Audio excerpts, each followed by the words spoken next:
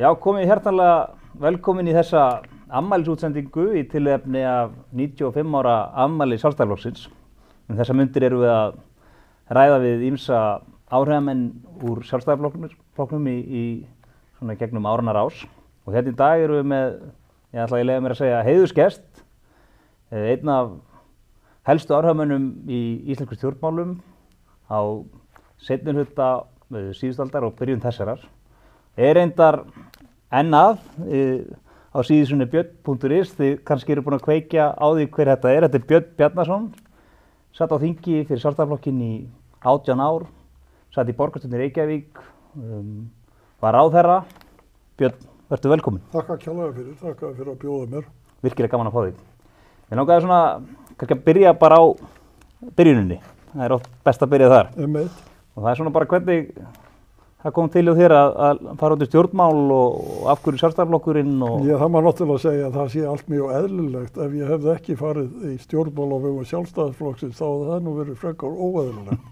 En ég var búinn að vera lengi blaðamaður og byrjaði nú í blaðamennsku þegar ég var í háskólanum í lagadeildinni. Síðan var ég lögfræðingur en ég hef aldrei sinnt lögfræðistörfum í þeim skilningi að ég hafi verið málflutningsmaður eða starfað beint við lögfræðileg viðfangsefni.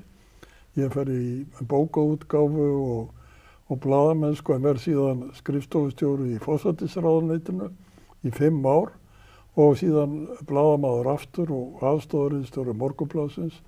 Síðan og skrifaði mest utanríkis- og öryggismál, varnarmál og alla þessi helstu deilumál í kalda stríðinu.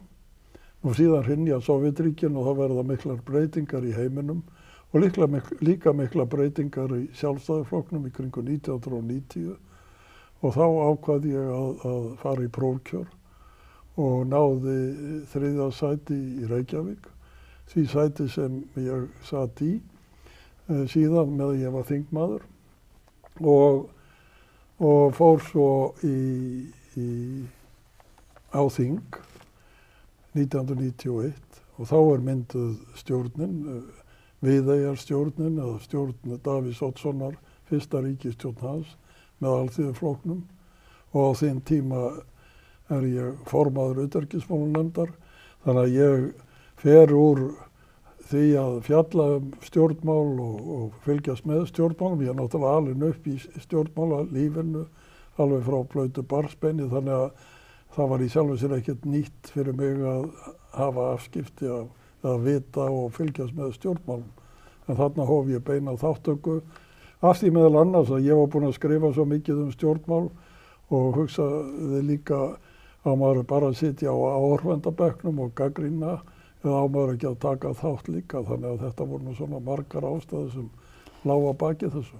Einmitt, kannski einhvern tíma þegar þú varst að fjalla þessi mál hefur læst að þessu hugsun að þú getur mögulega gert þetta betur en þeir sem þú skrifaðir Ég var vafalaust hefur það líka verið það en það var nú kannski ekki þannig, ég var nú mikill vinur þessara manna alla sem voru forystumenn í Sjálfstæðisflokknum á þessum tíma og vann með þeim á ýmsan hátt þótt ég sæti ekki á þingi þannig að ég vissi að það voru allt afbragðsmenn. En það urðu ákveðin þáttaskil og urðu í kringu 1990 eins og við vitum 91 og formannskipti, mjög söguleg formannskipti þegar Davíð Oddsson verður formaður flokksins. Ég kem inn í það og ég studdi Davíð. Við höfum unnið sama líka meðan hann var borgarstjóri og ég þekkt hann í mörg ár áður en til þessara baráttu kom þarna 1991 og studdan í þessum formannslag og ég var líka mjög góður vinnur Þorsteins Pálssonar og beggja þessara manna en þetta var erfitt uppgjör sem við þurftum að gangi í gegnum þarna margir og taka afstöðu með einum á móti öðrum sem gengur í stjórnmálum. Já, nákvæmlega. Það er hluti af þessu. Já, ætli það ekki.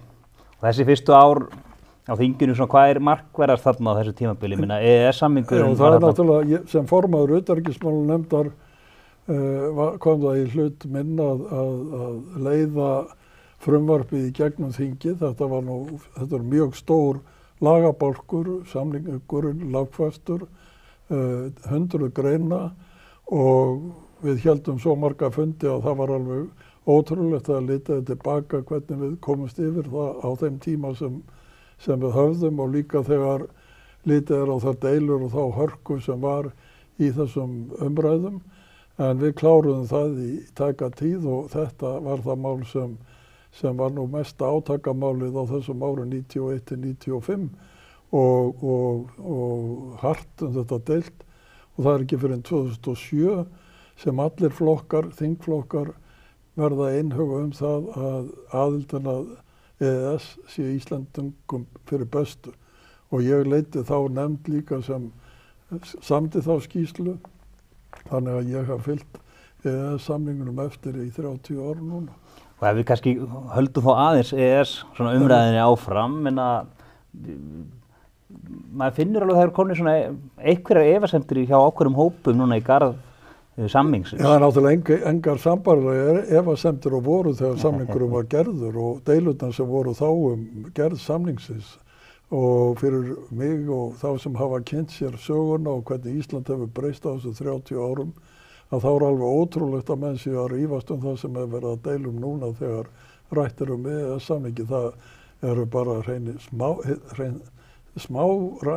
smáræði miðað við það sem deilt var þegar við vorum að gera aðilar. Einmitt. En við ákváðum þetta, við börðumst fyrir því, við fórum í gegnum allt sem þurfti til þess að skoða að við varum ekki að brjóta stjórnarskrána og það hefur ekkert gerst síðan á þessum 30 árum sem brýtur í bága við stjórnarskrána. Allt það sem sagt það eru úr lausu lofti gripið og ég þeirra skoðuna núna eftir 30 ár að þá sé EES-samningurinn orðinn slíkur hluti af íslensku stjórnkerfi og íslenskum lögum að það sé frálegt að vera að tala að það sé hægt að brjóta stjórnarskrána með því að hleypa Íslendingum að sömu réttindum aðrir hafa á evrópska efnahagssvæðinu. Algjörlega. Ég tek alveg undir þessi sjónarmið hjá þér. En svo kannski hinn angi gagnrýnar þessi blýhúðun. Já, gulllega blýhúðun. Það náttúrulega hefur komið í ljós. Við skrifuðum skýrslu sem kom út 2019 og þar notum við þetta hugtak fyrst, gullhúðun, og við vöktum athygli á því í þeirri skýrslu og þetta væri hættulegt að Íslendingar misnotuðu, það má segja íslenska yfirvöld og þingi misnotaði samningin til þess að bæta einhverju hluta af regluverki og eftirlitskerfi sem spillti fyrir réttarstöðu Íslendinga, en það ekki aðeins að það sé hægt að spilla fyrir með því að ganga lengra og setja viðbótar ákvæði, heldur líka hægt að spilla réttarstöðunni með því að túlka ekki íslensk lög í samræmi við samningin. Og það það sem menn kalla núna bókun 35 sem ekki bókun 35 því að hún hefur verið í gildi í 30 ár. Það lögskýringuna á EES-samningnum þannig að það sé örugt fyrir Íslendinga að þeir sitji við sama borð og aðrir þegar kemur að réttindunum sem hann veitir. Og ég get þetta dæmi það sem mjög sorgleg í raun og veru í huga okkar sem þekkjum þetta frá upphafi að það skuli ekki hafa tekist betur við þennan þátt samningsins. Og þetta má kalla líka öfuga gullhúðun að við setjum skilyrði hér innanlands sem kom í veg fyrir það að Íslendingar njótu þessi réttar sem þeir eiga rétt á miðað við samningin.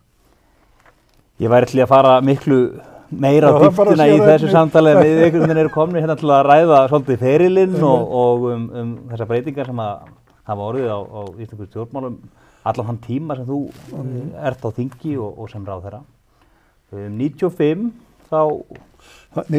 verð ég menntamálaráðherra eftir kosningarnar 95 og þá líka skipt hest, má segja, hjá okkur sjálfstæðismönnum. Við förum úr samstarfi við Alþýðuflokkinn yfir í samstarfi við Framsóknarflokkinn. Og það voru söguleg skipti sem á meðal annars rekja til þess að þegar við vorum að gera EES-samningi þá var sagt að þetta endapunkturinn í samstarfi okkar við ESB. Við getum ekki farið lengra, við getum ekki afsala okkur meiri réttindum heldur en við höfum gert og höfum verið að deilum. Ef við ætlum að fara lengra að þá horfir máli allt öðruvísi við. Og þetta sögðu allir. En þegar kosningarnar voru að nálgast og þá fór Alþýðuflokkurinn að tala það, Já, það var nú gott að fara inn í EES en við þurfum næst að fara inn í ESB. Og það olli meðal annars að minni hálfu tortryggni í garð Alþýðuflokksins og stuðlaði að því að ég beitti mig fyrir því að við færum frekar í samstarfi Framsóknarflokkinn og það lá í augum uppi að það myndi heppnast og þegar það lá í augum uppi að það myndi heppnast að þá hófst það 1995 og stóð alveg til 2006 sem mjög langur tími í íslenskri stjórnmálasögu að tveir flokkar starfi saman og sambarlegt við Viðreisnarstjórnina að því leyti hvað þetta langur tími.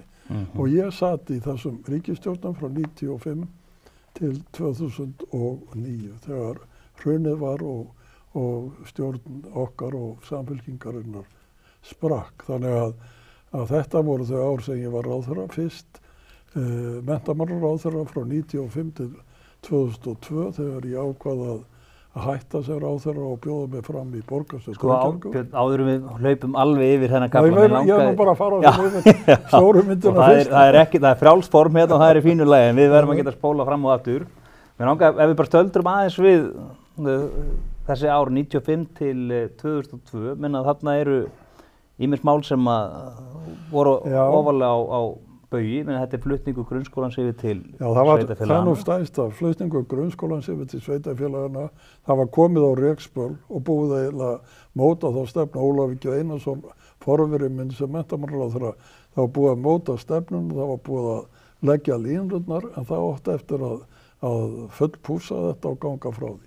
Og það kom í minn hlut að taka við því og hrinda því í framkvæmd. Og það tókst mjög vel, þetta er stærsti flutningur á verkefnum frá ríki til sveitarfélaga sem gerður hefur verið og það hafa aldrei orðið nein eftirmál kostnaðarskipting og annað. Það var farið og hverjum einasta steini velt og gengið frá því þannig að menn hafi ekki verið að rífast þá berum við það saman síðan við flutning og málefnum fatlaðra og annað slíkt það sem allt er í vesinni ykkur og vandræðum. Þannig að ég mjög stoltur af því hvernig það tókst að gera þetta og flytja grunnskólan til sveitarfélagana. Síðan mega menn deilum það hvort að það hefur verið rétt eða ekki en þetta var ákveðið og þetta var gert. Við settum nýjar námskrár.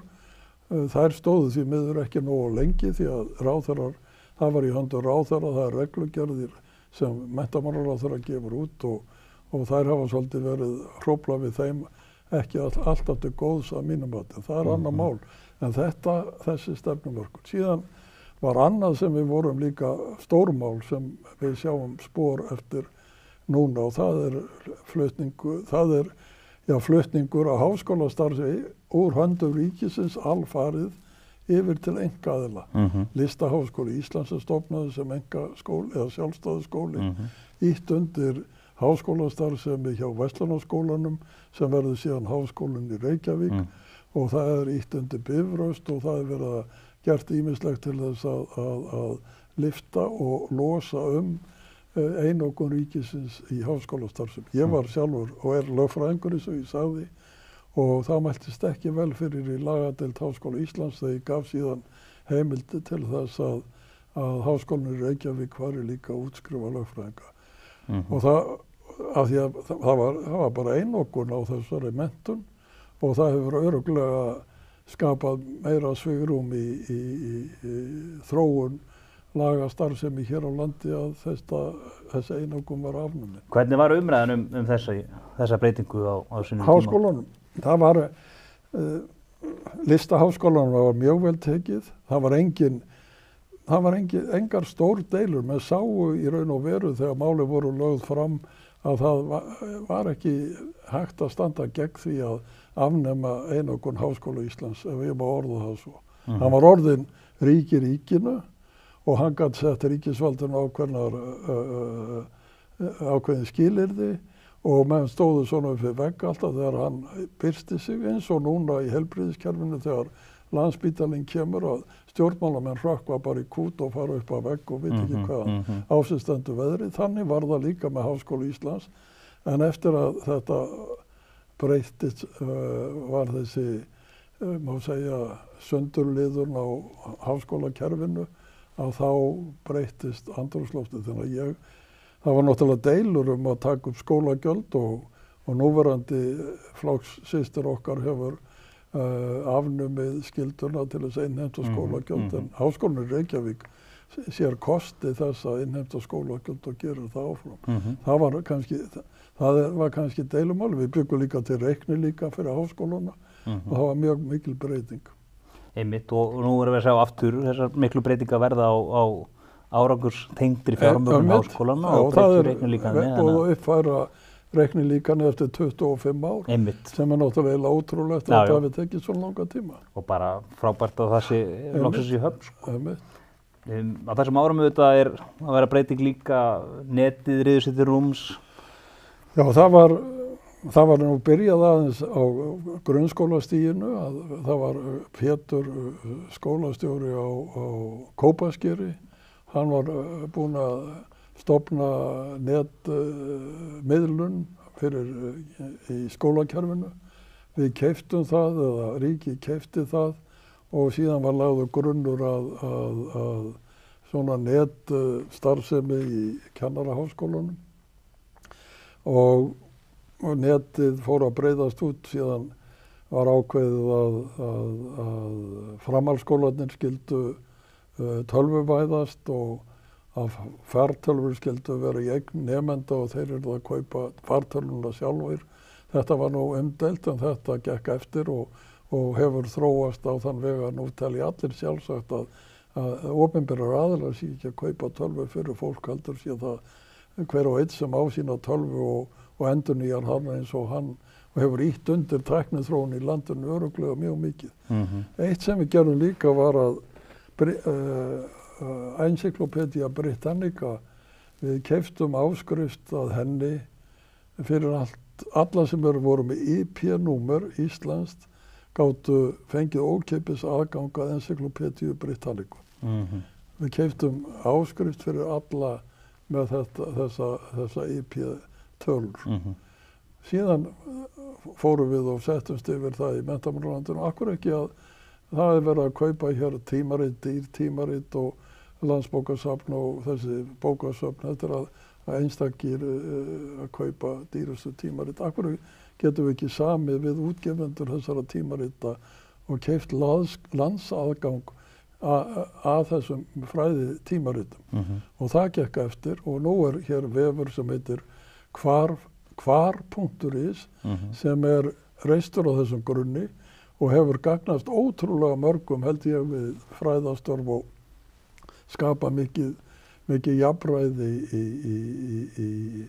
í menntun og vísindum og rannsóknum hérna. Þannig að við erum, ég veit ekki til að sé nokkur önnur þjóð sem kaupir landsaðgang að slíkum forðabúrum þekkingar og menntunar. Nei, það er hérna virkilega skemmtilegt. Auðvitað kannski kostur þess að vera líka fámenn þjóð og svona viðráðanlegra einhvern veginn verkefni, en það kallar samt á frumkvæðið.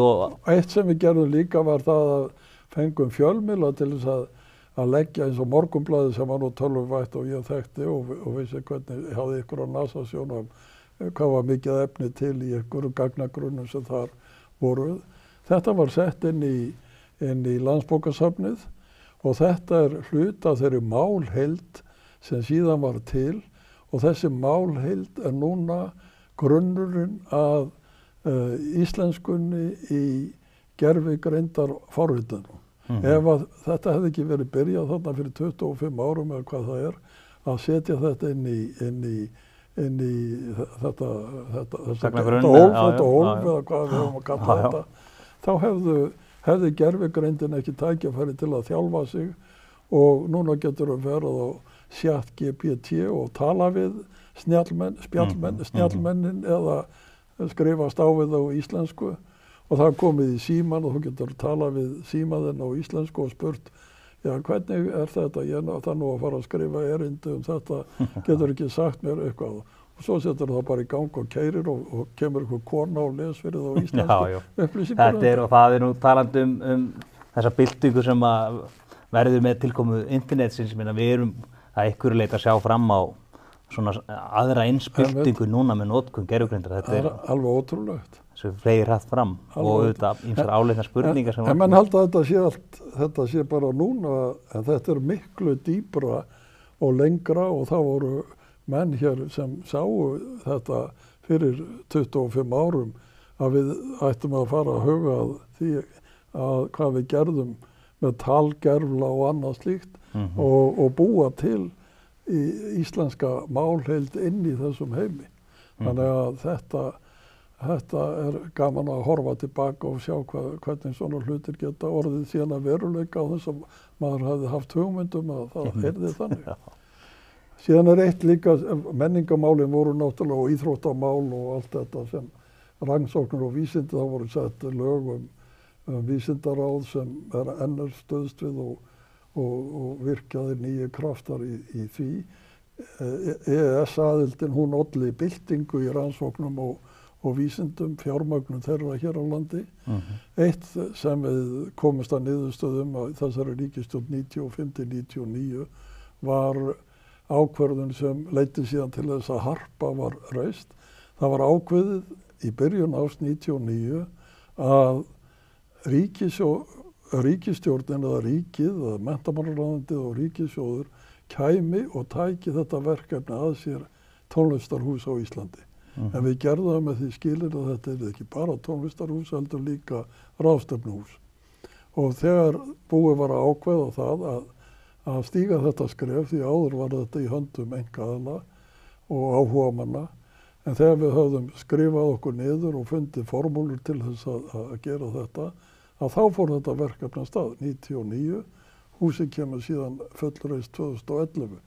En á sama tíma var líka ákveðið, það var hluti af samkomulaginu í ríkisstjórninni. Þú færð ekki að byggja hér tónlistar- og ráðstefnuhús í Reykjavík nema það verið gert eitthvað fyrir menningarstarfsemi út á landi og þá var ákveðið að fara í verkefni sem hafi núna getið að sér Hof á Akureyri og Edinborgarhúsið á Ísafirði og fleira og þar líka sali í tengslu við tónlistarhúsið, byggingar á Austurlandi og í Vestmannaeyjum. Þannig að þetta var svona málamiðlun í ríkisstjórninni ef að Reykvíkingurinn að fá eitthvað tónlistarhús, þá vorum við út á land að fá eitthvað.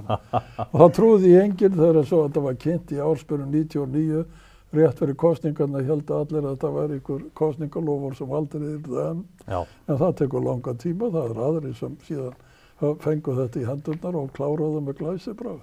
Heldur betur, ég held að fæstir myndu vilja vera án þessara húsa í dag, þó að deilurnar hafi nú verið miklar og harðar á ákveðnum árum.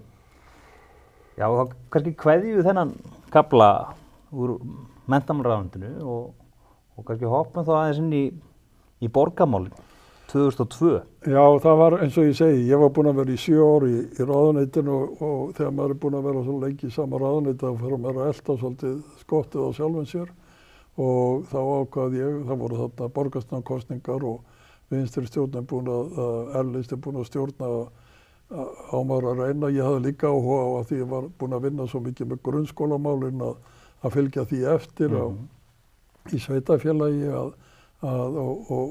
hafði mikinn áhuga á mörgum smáatriðum í skólastarfinu sem hefði verið hægt að fylgja eftir ef maður hefði fengið einhverja forystu möguleika í borgarstjórninni. Það gekk ekki, við vísum fengum 40% atkvæða en náðum ekki að ýta R-listanum til hliðar. En þetta má kannski segja að þetta hefði verið að vissu leyti upphafið að upplausna R-listans því að Ingibjörg Sólrún taldi að hún væri eftir að hafa unnið þessar kosningar og þá ætti hún að láta að sér kveða á sviði landsmálana og hún gerði það með þeim hætti að það skapaðist mikil tortryggni innan R-listans og hann leystist upp og hún fór í landsmálin og var síðan formaður Samfylkingarinnar, flautti hina frægu Baugsræðu árið 2003 í Borgarnesi og hóf sinn pólitíska feril. En í borgarstjórninni sátu menn eftir og Þórólfur Árnason var borgarstjóri, síðan komu olíusamráð og annað slíkt og hann var að fara frá og þetta myndaðist þetta mikið upplausnar ástand í borgarstjórninni og einkennilegt ástand sem maður fylgdist með. En ég var aldrei, ég sat í borgarstjórninni og tók þátt í ýmsum umræðum þar, en í kosningunum 2003, þingkosningunum, þá var ég áfram í framboði sem þingmaður og síðan var ég gerður af dómsmálaráðherra vorið eftir kosningunna 2003.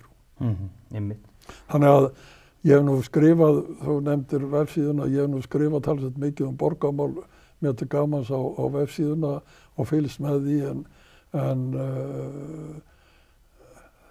ég veit ekki hvort ég ætla ekki að fara að lýsa því hvernig ástandið í þeim málum. Ég held að menn átti sig ekki á því hvernig Samfylkingin og þetta fólk heldur á málum þar, og það var efni í annan þátt að fjalla það.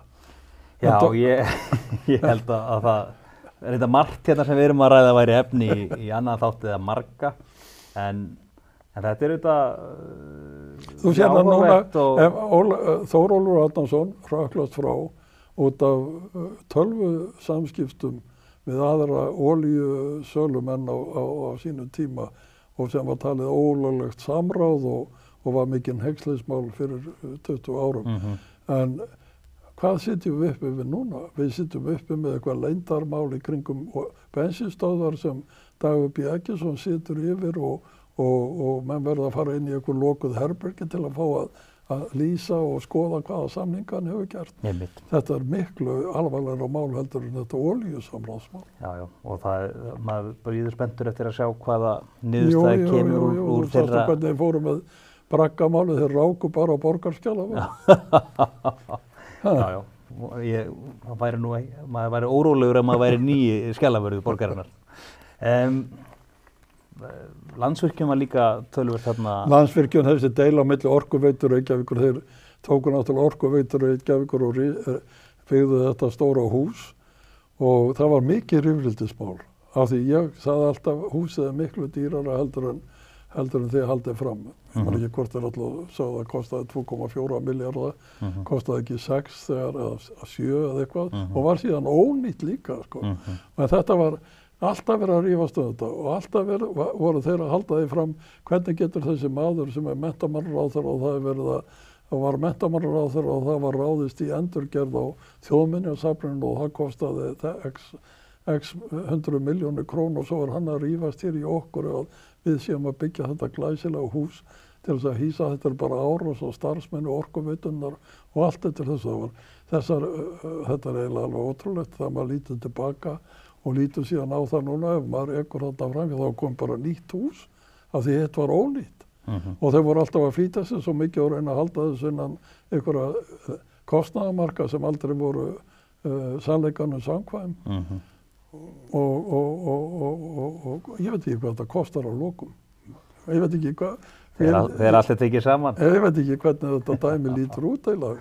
Það þorir enginn að horfast í augu við það. Nei. Og oft einhvern veginn ágætt. En Landsvirkjun var alltaf óvinnur. Það var alltaf verið að tala um það að Landsvirkjun, Orkuveitan var í betra fyrirtæki en Landsvirkjun, og Orkuveitan var að slá Landsvirkjun út, og síðan var tekin ákvörðun um það og sett í gang að selja hlut borgarinnar í Landsvirkjun, sem núna, þegar við lítum á stöðu Landsvirkjunar núna og fjárhagslega stöðu Reykjavíkurborgar, að það myndi vera eins og gullmóli fyrir Reykjavíkurborgar eiga hlutdeild í Landsvirkjun. Fyrir utan að hún myndi fá náttúrulega eitthvað hlut af arðgreiðslum, en allir lánveitendur Reykjavíkurborgar myndu átta sig á því að fyrirtæki eins og Landsvirkjun, og það veri bakhjall Reykjavíkurborgar, þá væri miklu betra, auðveldara fyrir hann að selja minnst á þetta skuldabréf. Algjörlega, en það má þó segja að ef að þeir hefðu ekki notið þess að forvera þeirra í borginni hefðu komið upp þessu öfluga fyrirtæki Orkuveitu Reykjavíkur, þá væri staðan alveg í kaldakólu, af því að þeir ná þó að selja skuldabréfin af því þeir eiga þessar eignir, en það má velta fyrir sér arðgreiðslustefnu og fjárfestingarstefnu Orkuveitunar. Men er það eðlilegt að fólk á höfuðborgarsvæðinu lifi við heitavatnsleysi mörg skipti ári? Nei, að það sé að borga og einhverjum leyni líka samningum hvað heitir þetta, ljósleiðara, gagnaveitan eða hvað það heitir. Allt þetta mix og bryggs mjög en orkuveitan taka náttúrulega við öflugum fyrirtækjum, hitaveitunni, rafmagnsveitinu og öllu þessu velríki fyrirtæki, traust og örugg og breyta því orkuveituna og fara í stríð við Landsvirkjun og tapa því alveg greinilega hvað sem öðru líður.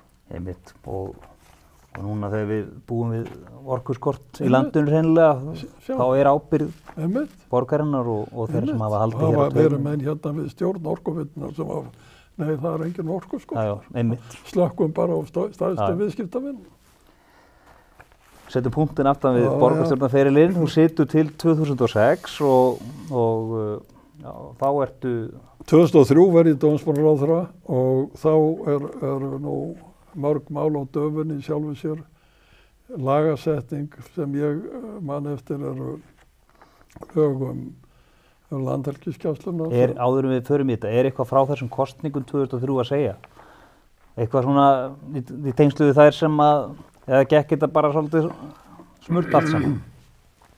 Í kosningunum 2003, eins og ég sagði áðan, að þá var Ingibjörg Sólrún orðin formaður að taka við Samfylkingunni og flytur þessa fræguræði í Borgarnesi. Og það var þetta deilumál Baugur, Bónus, Sjálfstæðisflokkurinn, vinir Davís í viðskiptaheiminum, óvinir Baugsmanna og allt þetta mál sem Bláa höndin, Hallgrímur Helgason og allir þessi snillingar sem fóru þá að skipta sér á stjórnmálum og hún fer og flytur ræðu tvískiptinguna í viðskiptalífinu, þeir sem eru vinir Sjálfstæðisflokksins og Davís og hinnir. Og hún var fulltrúi hinna. Og Fréttablaðið var þá þarna gefið út og þá kom í ljós í kosningabaráttunni síðar 2003 vorið að Fréttablaðið var þá komið í eigu Baugsmanna.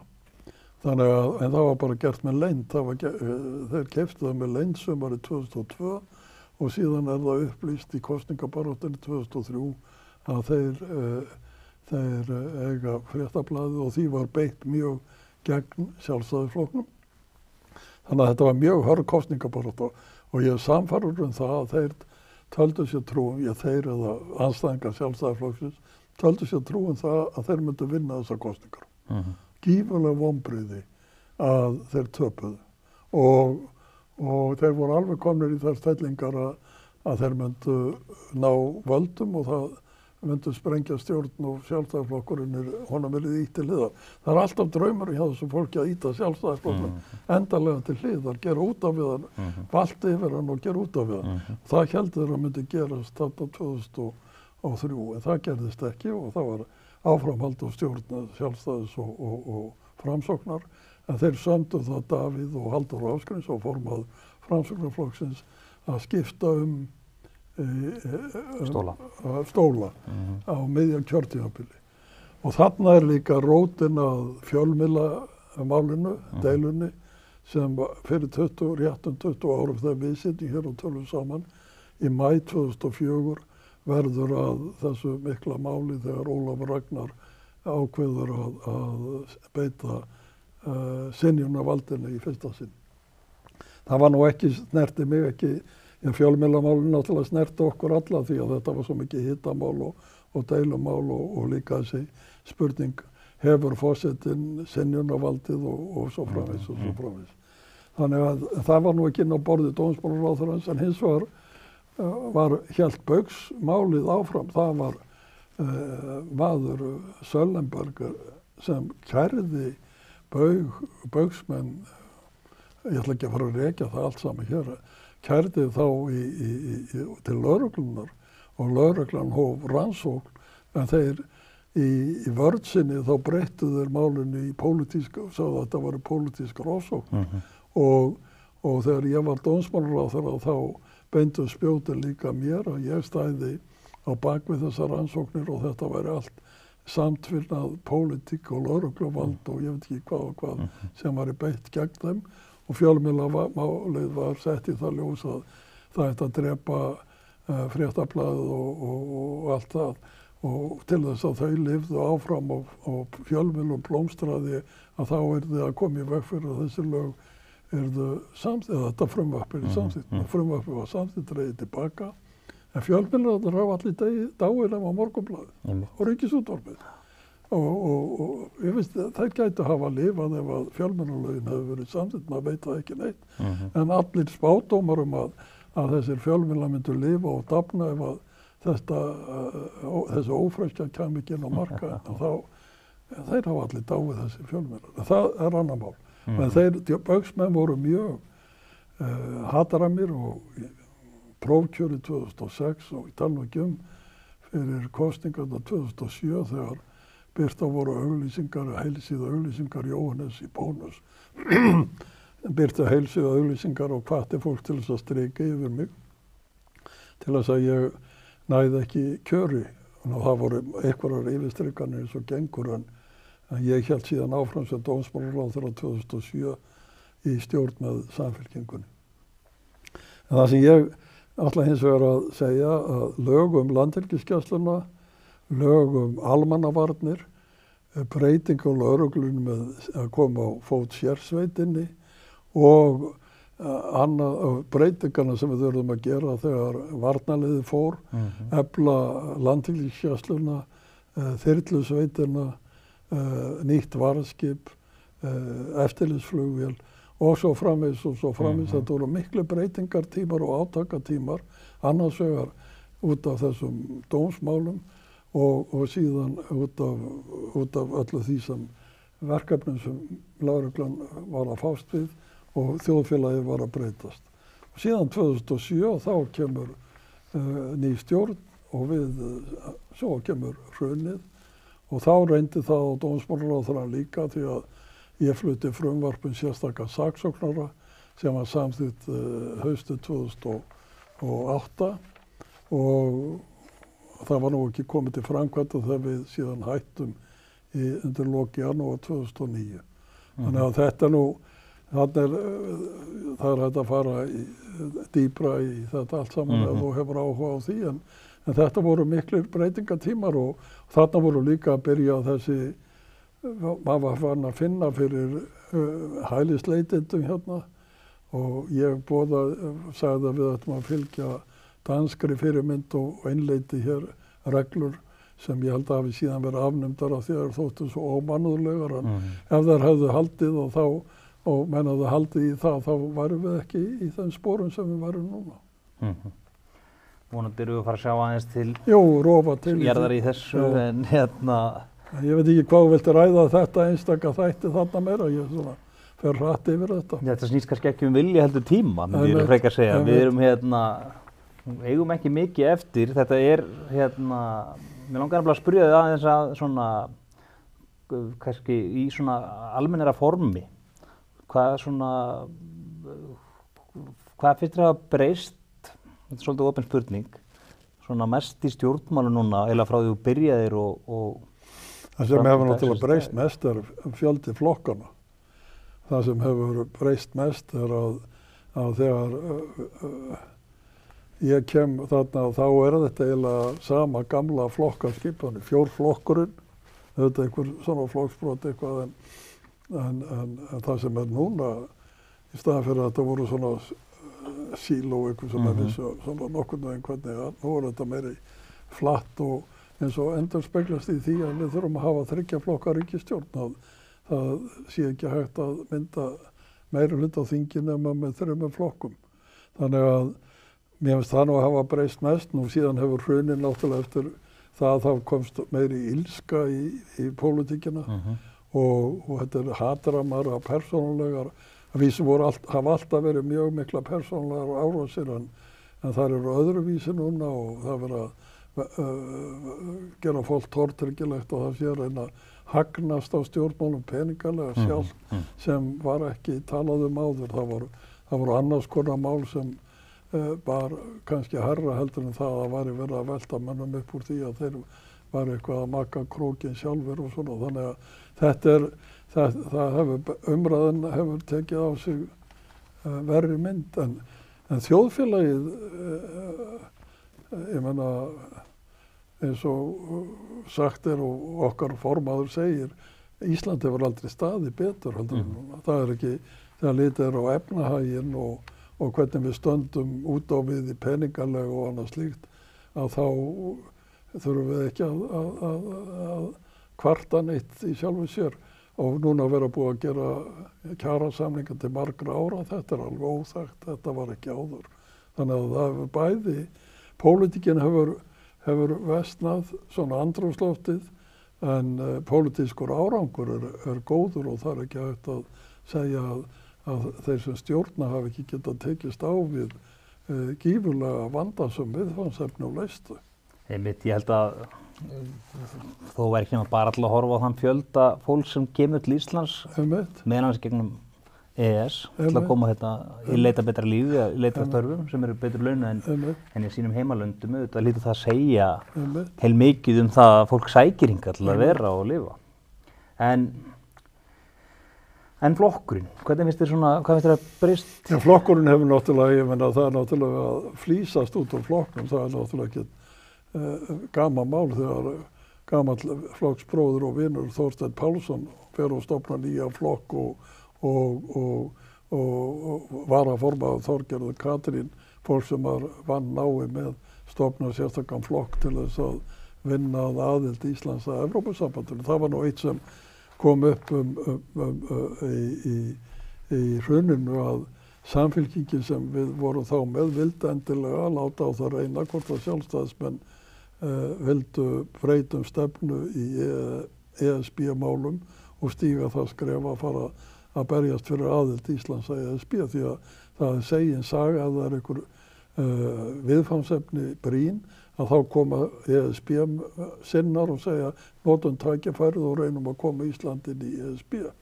Sjálfstæðisflokkurinn sett af stað, Geir H. Haarde formaður okkar, haustið 2008, sett af stað athugun sem Kristján B. Júlíusson leiddi það hver væri afstæð sjálfstæðismanna til ESB aðildar, skilaði niðurstöðu í janúar 2009 og niðurstaðan var alveg skýr, sjálfstæðismenn hafði ekki áhuga á aðild Íslands að ESB. Og það var liður í því að Samfylkingin gekk til samstarfs við Vinstri græna. Síðan höldum við landsfund í mars 2009 og þar samþykkjum við að Ísland fari ekki í ESB án þess að verði borið undir þjóðaratkvæðagreiðslu hvort það ætti að sækjum aðild. Þetta orðin stefna allra flokkar núna. Það allir flokkar sem eru þeirra skoðunar núna að það verði ekki sótt aðild að ESB að nýju nema að það sé búið að samþykkja það í þjóðaratkvæðagreiðslu á undan. Þetta var deilumál í okkar flokki og stuðlaði að því að Viðreisn var til. Og Viðreisn sem núna hægt að tala ESB aðildina af nokkrum þunga. Það kemur upp, náttúrulega það eru þráspurð að þá játaði að það sé svona blundi með þeim en þetta hefur, síðan miðflokkurinn, þú varst að tala andstöðuna við EES, að þar hefur miðflokkurinn skipað sér í einhverja stöðu og að reyna að fiska í gruggu vatni í sjálfstæðisflokknum. Og þannig að þetta finnst mér ekki góð þróun og ég veit ekki hvernig við náum utan þetta því þetta líka hluti af svona alþjóðlegu umhverfi, einhverjum straumum og það náttúrulega mjög sorglegt að sjá menn sem hallar sér svona til hægri út af EES að þeir fara síðan að tala vel Pútín jafnvel og innrásinni í Úkraínu. Og það virðist vera í Evrópu séu þessi element sem eru á þessu róli að þau snúi sér síðan og taki í handin á Pútín eins og hans sé ykkur bjargvættur sem náttúrulega hrein öfugmæli. Algjörlega. Þú og þínir samstarfsmenn í stjórnmálunum, þeir voru mjög svona framsæknir á eitthvað tímum. Og svo horfum maður, nú ég að lýsa kannski aðeins minni tilfinningu og þetta margir lítið einhvern veginn til þessara góðu ára, stuðningu í Sjálfstæðisflokknum var mikill og gangurinn góður í mörgu. og kannski horfið til eitthvað ákvæmlega sem þá voru teknar en svona átti sig ekki á því að þetta kallaði á mjög mikla framtíðarsýn og þarna var verið að breyta hluti sem var erfitt að breyta. Svona, þetta kannski spurningin, svo ég reyna að koma inn í eitthvað form. Þú veist, svona, mér finnst margir verið að horfa kannski full mikið til íhaldssemi eða þú veist að horfa á okkur gömul fordæmi í stað þess að horfa til framtíðar og þar sem við þurfum að halda áfram að gera betur. Er þetta eitthvað sem þú tengir við eða upplifir? Já, mér finnst þetta að sé frekar að menn séu að fara að fletja mikið út og alltaf reyna að taka tillit til svo margra sjónarmiða og halda að það skili einhverju sem máli skiptir. En þú ferð yfirleitt alltaf meira og meira út á kanten. Þú verður að stilla þér upp sem að standa föstum fótum sem við höfum náttúrulega sjálfstæðismenn með okkar grunnstefnu og allt það sem hún stendur fyrir. Og þú stendur á henni og spinnir að þá nærðu árangri en í þessum flokkafjölda þá þarf það að gera málamiðlanir og það er náttúrulega hluti af reiðinni eða hvað maður að kalla það þunganum innan sjálfstæðisflokksins að það hefur orðið að semja með Vinstri græna. Menn finnst það of langt gengið. Menn geta kannski samið við Framsókn, menn geta samið með Alþýðuflokkinn en Vinstri grænir eru svo langt út á túnni fyrir okkur að við bara tegjum okkur og langt og þá fer að hrynja á okkur perlufesturnar.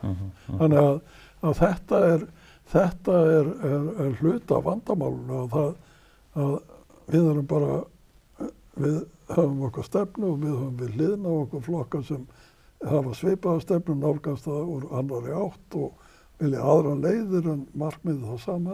Síðan höfum við flokka sem bara vilja fara eitthvað svona. Og hvernig á að ná þessu öllu saman inn á eina framtíðarbraut, það þarf mjög mikið átak. Já, átak og samfæringu og að takast á við það og kannski erum við búin að ná ykkur, við þurfum að finna ykkur ný markmið.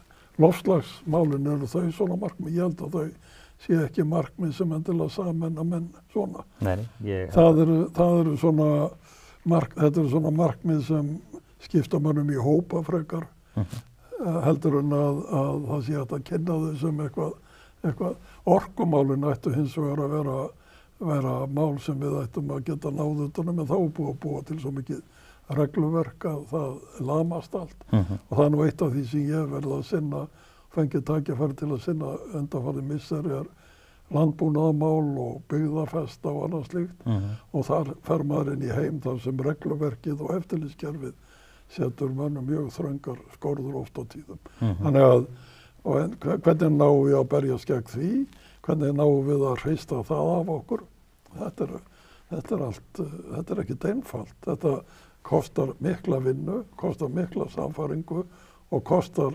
einhverja núna líka annars konar baráttu aðferðir þegar netheimar eru jafnöflugir og við vitum og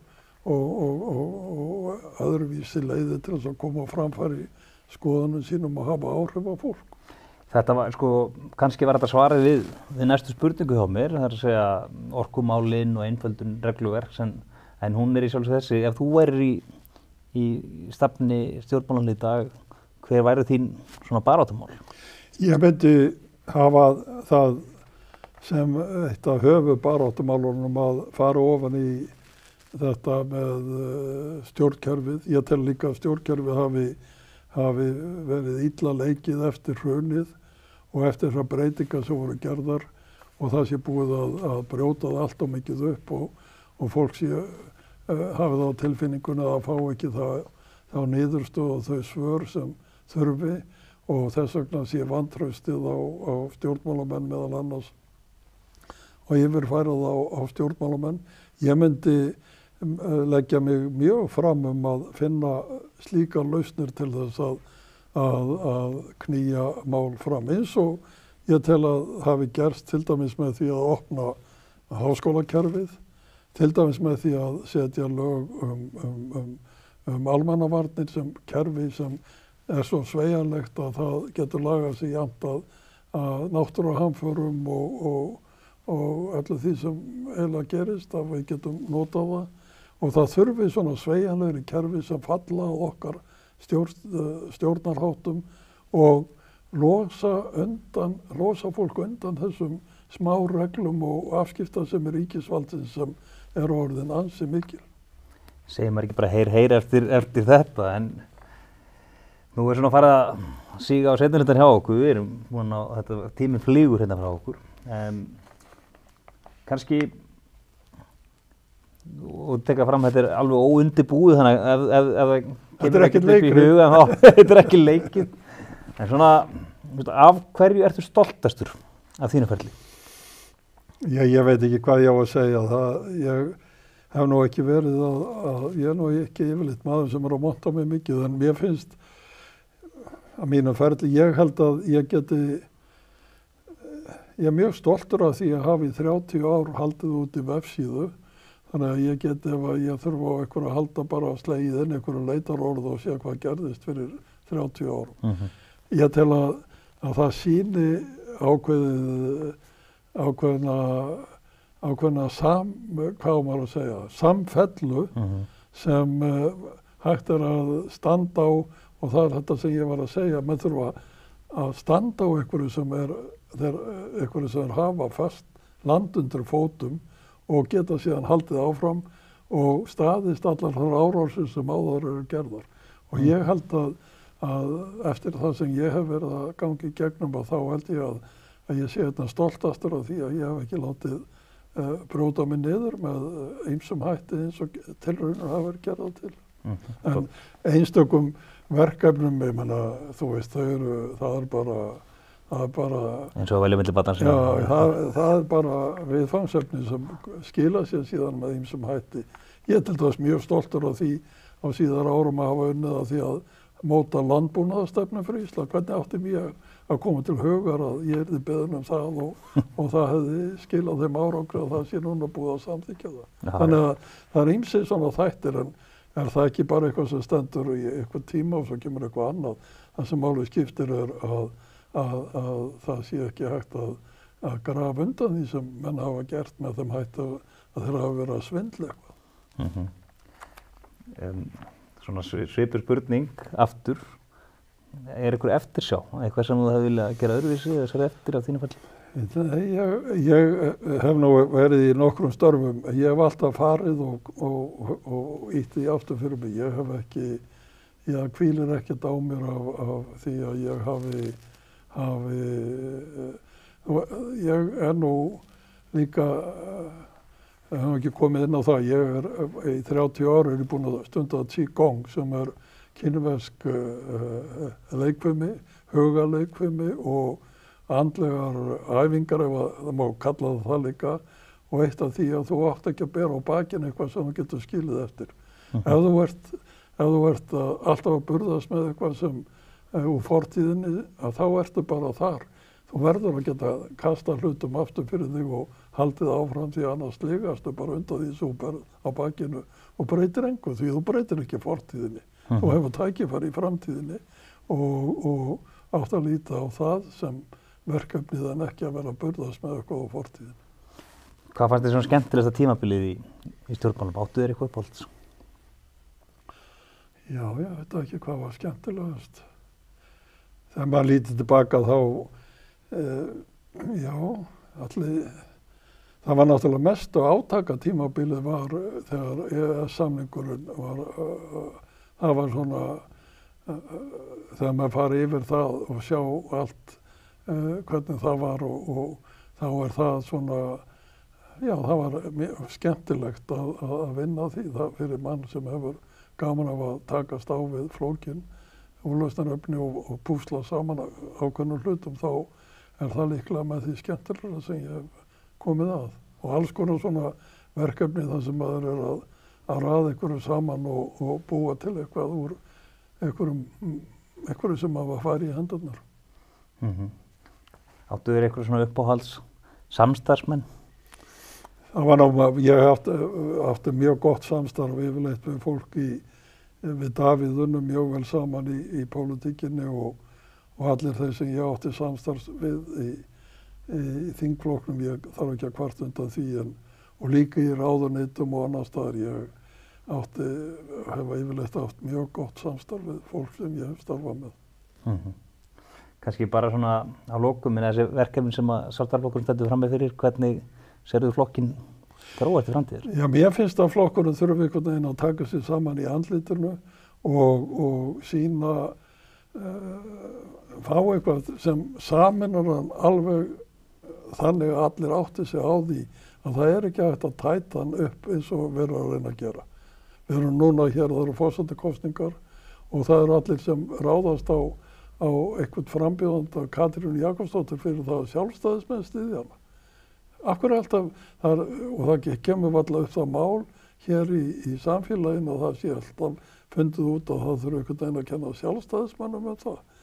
Ég veit ekki hvaða árátt að þetta ég held að sé ákveði verkefni fyrir Sjálfstæðisflokkinn að hrista þetta af sér, þessa hælbíta sem kom alltaf fram þegar þeir vilja ná sér niður á einu eða öðru og fara þá að nefna Sjálfstæðisflokkinn í því samhengi. Það algjörlega út í hött því að Sjálfstæðismenn eru bara fólk eins og hvert annað sem vinnur að sínum málum og hefur sínar hugmyndir og sínar hugsjónir, en þetta sýnir hins vegar hvað þetta er andstæðingar eða hvað fólk þetta óttast kraftin í Sjálfstæðismennum og mér finnst að Sjálfstæðismenn eigi að virkja þennan kraft meira heldur en þeir hafa gert og sýna þessu fólki að það sé eitthvað að mæta sem sé verðugt.